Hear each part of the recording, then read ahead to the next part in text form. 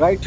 మాజీ మంత్రి Ambati రాంబాబుకు court remand విధించింది. 2023 సంక్రాంతి వేడుకల సందర్భంగా నిర్వహించిన లక్కీ డ్రా కార్యక్రమంలో అవకతవకలు జరిగాయన్న ఆరోపణలపై నమోదైన కేసులో భాగంగా ఆయన అధికారులు అదుపులోకి తీసుకుని కోర్టులో హాజరుపరిచారు.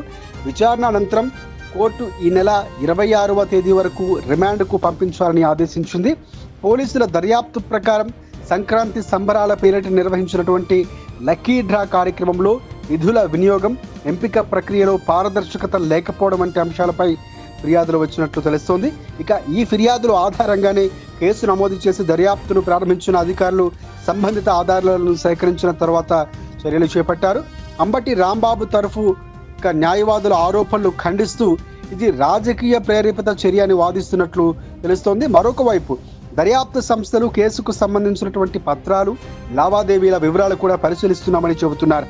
ఈ పరిణామం రాష్ట్ర రాజకీయాల్లో చర్చనీయాంశంగా మారింది. కేసు దర్యాప్తు ఎలా మలుపులు తీసుకుంటుందో అనే ఆసక్తి కూడా మారింది. కోర్టు తదుపరి విచారణలో మరిన్ని వివరాలు వెలుగులోకి వచ్చే అవకాశం కనిపిస్తోంది.